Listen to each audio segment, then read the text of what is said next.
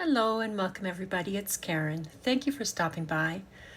I know this video is a little bit longer today, but I've got three sort of interactive cards that I wanted to share with you. There are no special dies required for any of them, and they're really pretty simple to make. So this is the first card. I've made a mock-up one for you, or a first draft, I guess you could call it. And as you can see, those three little semicircles are at the front, and they just add so much depth to the card. And there are so many things that you could put on this. Now, I have used the Bees and Butterflies collection from Paper Rose today, but obviously you can use whatever you've got in your stash. So here's the first card that I'm going to make with you. I have a 5 by 6 inch card base. Now I used 110-pound cardstock because you do want this to be quite sturdy. I've matted it with a deep yellow scrap of cardstock that I had, and as you can see, I've trimmed apart this 6 by 6 piece of cardstock to make my card base. Now I've cut 3 circles from, I chose to step down my size circles. It doesn't even have to be circles, you guys. It could be hexagons or squares or rectangles, whatever you've got, but I had circles and I really liked that. So I've also cut some from scraps of pattern paper. Now you can see they don't go all the way across, but I only need half this circle. So I'm just going to flip it over, and on the grid, on markings on my mat there, I'm going to sort of pick out where halfway is. If you don't get it exactly halfway, it's not going to matter. You just want to roughly get half. And then I've trimmed that down, and I did the same with the other 2 circles there. Now you'll need some scraps of cardstock. This one is 3/4 of an inch by 5 inches, and I'm scoring it at a 1/2 inch, 1 inch, 2 1/4, and 3 1/4. And these are going to make those little boxes that go in front of the semicircles to support them.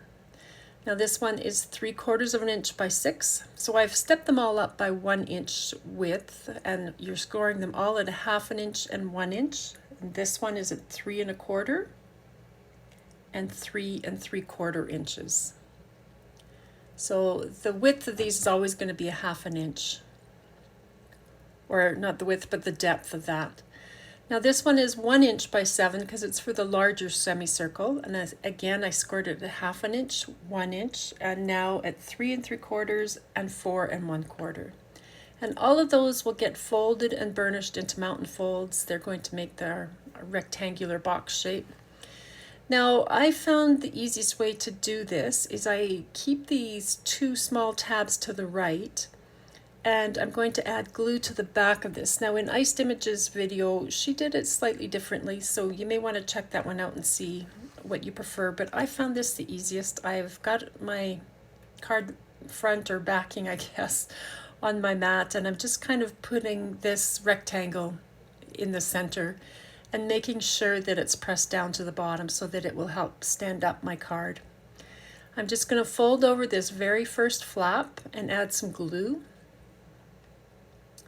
And then we'll fold this whole thing over at the center. So right after where it's glued down is where you're going to pick it up and fold it over and join up those 2 right side edges there. And that will give us a base to attach our first largest semicircle. So I'm just putting glue on that. And again, I'm going to keep my semicircle lined up with the bottom edge and sort of centered as best I can from left to right. So I got it there, made sure it was lined up along the bottom, and then you can sort of press it down. And I flipped mine over and took my bone folder and sort of gave it a good burnish as well. And then I'm going to take the second largest of these rectangles and put that centered along the bottom edge of that larger semicircle. And again, I've got those 2 small tabs to the right. So once I get that down, I'll fold just the first flap over and add some glue to that side. And then I'll fold this whole rectangle over in half. And then I can add some glue to this long piece of the rectangle and add the second largest semicircle to that. So it's actually super easy. I mean, really, it's just a few folds of card, and you know, cutting a circle or whatever shape you've got and adding these to the front. But wow, does it ever add a lot of depth? And these will fold down. They can fold alternately so that you get it really flat and flush without adding a lot of width to the card. So there it is with all three semicircles, and they just really help hold that card upright to a stand position. So then I just took, these are some of the embossed die cuts from the Bees and Butterflies collection, and I'm just adding these in. This butterfly, I've put him up on some acetate. I wanted him to go on the back, but I'm just checking to make sure that my sentiment's not going to be obscured by that butterfly. So I've got some red line tape on the bottom of the acetate there that I'll remove. And then he's going to attach to that largest semicircle at the back. So just positioning him where I want him to go, and then I can press that down. Had another butterfly at the front and this little bee. And then I've got the happy, and I've gold heat embossed that birthday wishes. And I will try to link to everything down below so that you know what's what.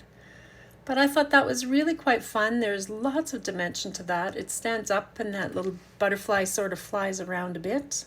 Sort of. And it will fold down so it fits into, well, a 5x7 card for sure, or envelope rather. And there you have the two of them. So the one on the right's got the bee or butterfly floating around and the other one doesn't. Okay, here's my second card. So I have an 8.5 by 11 inch piece of 110 pound cardstock that I've put so it's oriented with the 8.5 inch edge along the top of my scoreboard. I'm going to score all the way down at 2 inches, 4 inches, 6 inches, and then 8 inches. So these are going to be 2-inch wide boxes basically. Now I'm going to trim this down. Now you can, I'm just changing the heights of these. So the first one I've done is 5 inches tall. This next one is 3¼ inches. And then that leaves the last one being 2 3/4. Now you can adjust those heights if you prefer a bigger variation in height. That's just what I did for this card. All of these will fold down into mountain folds, and you want to burnish all these folds. Now this is the tall one, and on that little flap, that 1/2 inch flap along the right hand edge, I've put some glue, and we'll fold this card in half, and that will make a nice cube.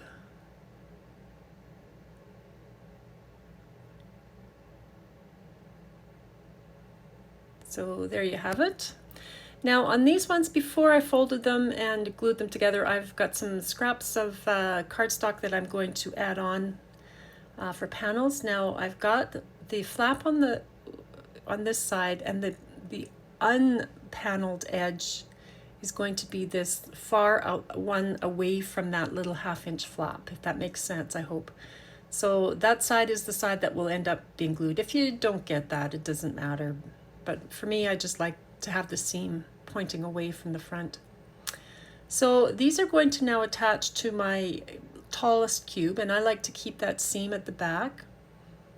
Not that it really matters, quite honestly, because when you see the end of this one, it's pretty full. But I'm going to put glue on this side without the pattern paper.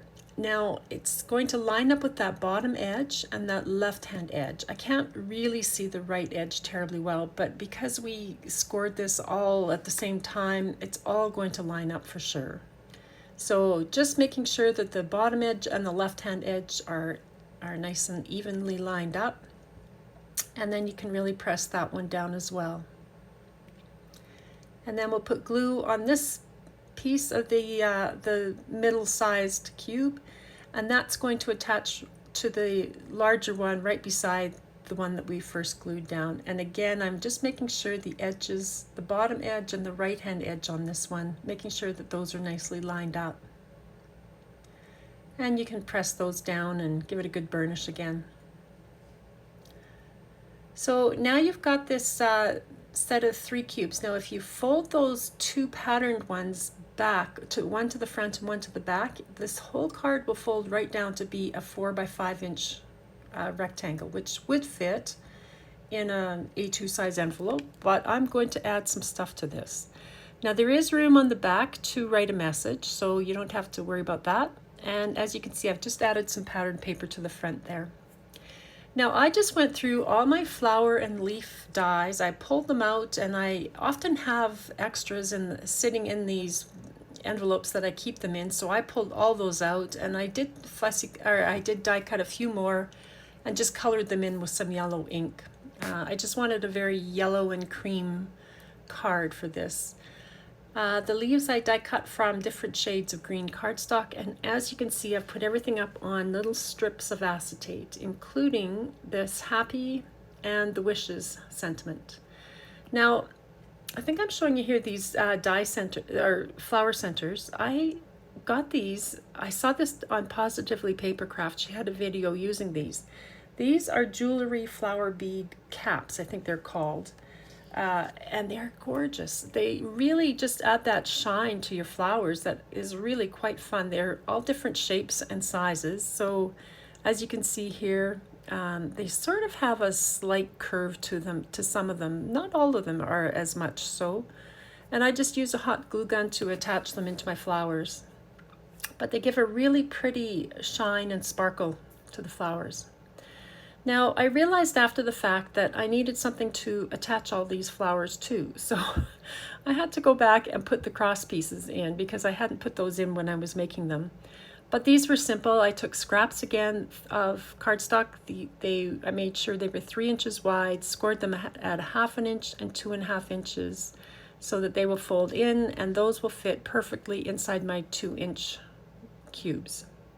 It doesn't matter the width of them. I just took what I had in my scrap box and went with that. So some of mine are a bit longer than others, but you know, it just means there's more room for those stems to attach to. So it really doesn't matter. So I'm putting glue on the 2 flaps, and I did do both at once. You need to decide which way you want to orient these cross pieces. So I did the top ones opposite to the way the 2 bottom ones were done, just because of the way this whole cube system sets up or sits on the desk. So here I'm going across, just positioning them where I want them to go, and then I use my bone folder to really press them down. And I only put 2 in for each cube, and that was more than enough for me, because you can still attach to the sides of the cubes, the inside, but there you have it. So you can see the different orientation of those cross pieces. So then I just started filling in. I put the happy and the wishes in 2 different sides there. I didn't want to go past the height of an envelope, so I was being careful about that. But here I've just filled it in with as many of those flowers as I could fit in, and the leaves, and I just thought that was really pretty. It's like having 3 pop-up boxes in one. There is still lots of room on the back to write a message, and it stands up beautifully, and then you can fold it down as we showed before. Now this will fit a 5x7 envelope quite easily. So I just thought that was really a fun way to use those pieces of the bees and butterfly paper. I've added in these butterflies and I think a bee up here. And I had all those extra flowers primarily, which I thought was great to use up. So just kind of a fun idea there. Okay, so for my 3rd card, I'm using the large honeycomb die that I've die cut from some scrap white cardstock. And behind it, I've got a piece of acetate. Now, I'm going to use my Liquitex Gloss Heavy Gel that I am putting right through that homemade stencil. And then I've got these Pixie Sparkles Colorburst powders. Now, any Colorburst powder would work here. I just happen to have these 2 in a yellow, so I used that. Once you've got the powder down, you want to activate it by spritzing on a little bit of water until you see those colors spread and move. Now, then I removed the stencil. You don't want to put too much water on or it may seep under your stencil. This is it finished. That was the Liquitex side, and this, when you flip it over, I know the camera doesn't show this terribly well, but it's beautiful and shiny and quite sparkly on the flip side. So that's the rough side, that's the shiny side. Now I cut that same honeycomb from the gold shimmer cardstock. and I've glued that on to the shiny side of my honeycomb. And I did add in a couple of the solid pieces that came out of that gold shimmer cardstock. Now, I also made a few bees. So these are the small honeybee dies from Paper Rose. I've cut the insides from black cardstock and the shadow layer from acetate. And I'm just gluing the black bees onto the corresponding shadow or transparent layer there. Now, these are Nouveau glitter drops. This was in a golden sunset. I have this and I needed to use it up, so I'm putting that inside those wings onto that acetate layer. And because I was kind of messy, I've got a second black layer that I'm going to glue over top. It sort of adds a bit of depth to the bees as well, so I didn't mind doing this part. So there they are. You can see that the back. Now I have this Cosmic Shimmer Golden Sparkle. It's basically a glue. So you could do glue and add glitter, micro glitter to it. Or here I've got a Jelly Roll sparkle pen. And I'm going to show you the two of these side by side. I mean, really, either one works for sure. So the big one was that Cosmic Shimmer and the other was the sparkle pen. Okay, so to make the card, I've got two pieces of 10-inch wide by 5.5-inch tall cardstock. And I'm scoring that at 1 inch, 2 inches, 8 inches, and 9 inches. And I did that on both of them. Now before I fold it, on the front one, I've taken the stitched frame rectangle or square die and I'm cutting out a square opening from the front. On the back, I've got a piece of my 6x6 cardstock. Now I trimmed just that tiniest little sliver off the width of it, and I trimmed the height down to be 5.5 inches tall. Taking that sliver off just allows that fold to bend much more easily without it interfering with the fold line. I had a couple of extra scraps of that same cardstock, and I've put these on the front, but you'll see in the final finished card I add even more to the front. I didn't like that it was just those two tiny pieces. Now on the back, we're going to fold this along that pattern paper edge into a valley fold and give it a good burnish. And then that first fold will fold back and away in a mountain fold. So basically, this is like making a bridge style card, what we're doing here. So here again, it's a valley fold next to the pattern paper, and then folding this edge flap away in a mountain fold. So that's what it should look like. Now the front is going to be just the opposite. So they're mirror images of each other. So this one we're going to do a mountain fold against that front center opening section. And then we'll do a valley fold on the outside flap. And we'll repeat that on the other side as well.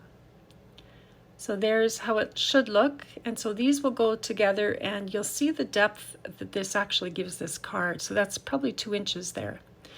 Now I cut a scrap of acetate to cover that opening. So whatever size opening you have, just cut a piece of acetate to cover it and have enough room for the double-sided tape to go. This honeycomb, there is the layered die that would go with it, but I needed to just trim out the one edge, and on the backs on this left-hand side here, I'm cutting a long section that will be a tab basically. So this is going to be sandwiched between those two layers of my card.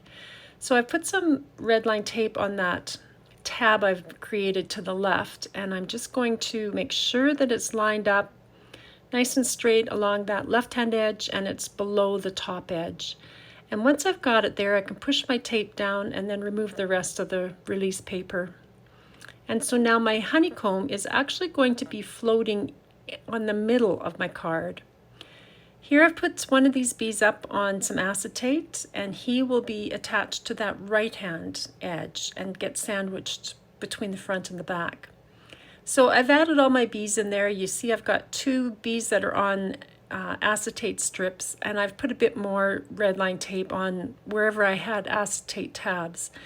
And then I'm going to put glue right over top of everything And I will attach this front section. It just lines right up with the back one. And so it's sandwiching in that honeycomb and the bees that we've got on the edges there. So just press that in, making sure it's all nicely lined up, and then the same on this other side.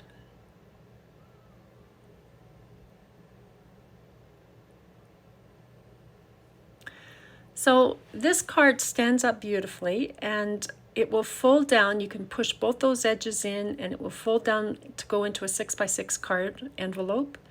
But it's so fun. When you pull these edges, those bees are flying in and out. And just imagine if you had like a birthday cake and some little animals going in and out, like you could do a child's birthday cake really easily. It could be, I don't know, cars racing, whatever you've got. So many things that it could be. So here you can see I'm just finishing up the decorating. I've added my sentiment. On the back, I added some more of those honeycomb pieces that I had. I had a whole pile of those and a fussy cut image from one of the papers. And on the front, I did add more pattern paper, as you can see along the bottom and on those side edges there. But I thought that was really kind of a fun card, and I think there's so many other ways you could use that interactive design. So thanks for stopping by, everybody. I hope that's given you a little bit of inspiration. I hope you'll give those a try, and I'll talk to you next time.